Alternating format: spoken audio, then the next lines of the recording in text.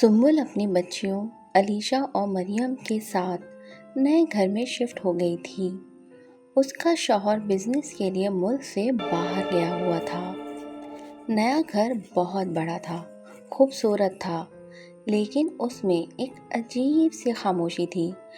گھر کے آس پاس درختوں کا سایہ تھا اور ایک لمبی راہداری تھی جو رات کے وقت اور بھی سنسان لگتی تھی۔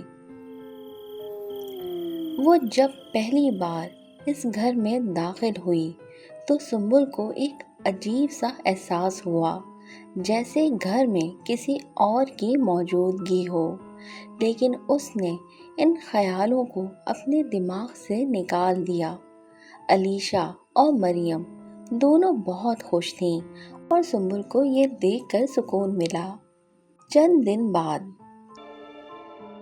علیشا جو کہ 11 سال کی تھی، ایک رات کو کمرے کی طرف اشارہ کر کے کہتی ہے، مما، وہ لڑکا، وہ ابھی بھی ہمیں دیکھ رہا ہے۔ کون لڑکا؟ سنبل نے حیرت سے پوچھا۔ علیشا نے سر جھکا کر کہا، مجھ سے بات نہیں کرتا، لیکن وہ ہمیشہ کمرے کے دروازے سے جھانکتا رہتا ہے۔ سنبل نے علیشا کی بات کو زیادہ اہمیت نہیں دی۔ اسے لگا کہ شاید بچے کی امیجنیشن ہوگی۔ پھر ایک رات سنبل اور دونوں بچیاں آرام سے سو رہی تھیں کہ اچانک مریم کی آواز آئی، مما، مجھے ڈر لگ رہا ہے۔ سنبل نے مریم کو اپنی آغوش میں لے لیا۔ بیٹا، کیا ہوا؟ مریم نے آہستہ سے کہا، وہ لڑکا، وہ کمرے کے دروازے کے پیچھے چھپ کر کھڑا ہے۔ سنبل کا دل دھڑکنے لگا۔ اس نے فوراً مریم کو تسلی دینے کی کوشش کی اور کہا، بیٹا، کوئی لڑکا نہیں ہے، تمہیں بس خواب آ رہے ہیں۔ لیکن اس رات کے بعد سنبل نے محسوس کیا کہ کچھ واقعی عجیب ہو رہا تھا۔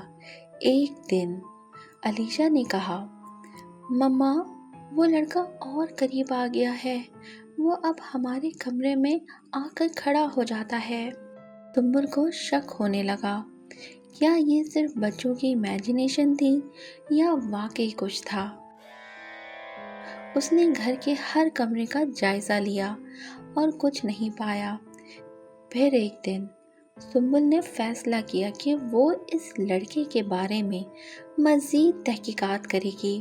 سنبل نے ایک پڑوسی سے اس علاقے کے بارے میں بات کی۔ پڑوسی نے بتایا کہ اس گھر میں ایک لڑکا رہتا تھا جو بہت سال پہلے اچانک غائب ہو گیا تھا۔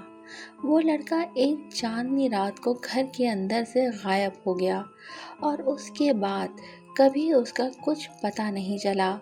لوگ کہتے رہتے تھے کہ اس لڑکی کی روح اس گھر میں رہتی ہے۔ سنبل کے دل میں خوف پیدا ہو گیا۔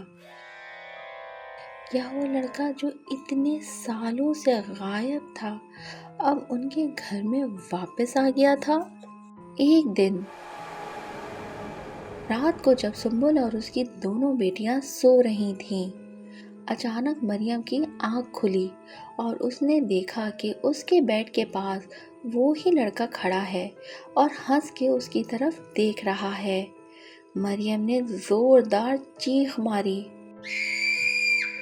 مما، وہ یہاں ہے، وہ اب ہمارے بیڈ کے پاس کھڑا ہے، مریم نے کانپتے ہوئے کہا۔ سنبل فوراً اٹھ کر بیڈ کی طرف دیکھتی ہے، لیکن وہاں کچھ نہیں تھا، مگر اس کی نظر کمرے کے دروازے کی طرف گئی، جہاں ایک سایہ سا دکھائی دے رہا تھا۔ وہ ایک لڑکے کی شکل میں تھا۔ سنبل کا دل زور زور سے دھڑک رہا تھا۔ وہ جانتی تھی کہ اب کچھ ہونا ہے۔ اس نے ہمت جمائی اور آواز دی، کون ہو تم؟ لڑکے نے کچھ نہیں کہا، لیکن بس ایک سرگوشی کی آواز آئی، میرے بعد تمہیں یہاں رہنے کا کوئی حق نہیں۔ چند دن بعد سنبل نے ایک عالم سے ملاقات کی اور اس نے ساری کہانی سنائی۔ عالم نے بتایا کہ اس لڑکے کی روح بھی اس گھر میں بے چین گھوم رہی ہے۔ اس کی روح کو سکون دینے کے لیے سنبل نے عالم کی ہدایت کے مطابق کچھ مخصوص عمل کیے اور آخر کار اس لڑکے کی روح کو سکون ملا۔ گھر کا ماحول آہستہ آہستہ بدل گیا۔ علیشہ اور مریم نے پھر کبھی اس لڑکے کے بارے میں بات نہیں کی۔ سنبل نے بھی سکون محسوس کیا کہ اب وہ اپنے بچوں کے ساتھ محفوظ ہے۔ لیکن ایک دن سنبل کو ایک عجیب سی چیز نظر آئی۔ کمرے کے کونے میں ایک پرانی تصویر کا فریم رکھا تھا جس میں ایک جوان لڑکا تھا۔ اس کی آنکھوں میں وہی خوف تھا جو سنبل نے اکثر اپنی بیٹیوں کے چہرے پر دیکھا تھا۔ اس لڑکے کی تصویر پرانی تھی مگر اس کا چہرہ بالکل اسی سائے کی طرح تھا جو سنبل نے رات کو دیکھا تھا۔ تصویر کے نیچے ایک چھوٹا سا نوٹ لکھا تھا جو بہت پرانا لگ رہا تھا۔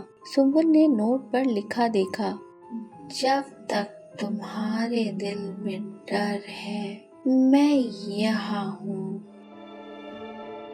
اس نوٹ کو دیکھ کر سنبل کا چہرہ سفید ہو گیا۔ اس نے غیر ارادی طور پر اس فریم کو اٹھایا اور گھبراہٹ میں سوچا، کیا وہ سچ میں اس لڑکے کی روح تھی یا کچھ اور تھا؟ اس نے فریم کو اپنے ہاتھ میں پکڑا اور اسی لمحے کمرے میں اندھیرا چھا گیا اور سنبل کے کان میں کسی نے سرگوشی کی، ابھی تو کھیل شروع ہوا ہے۔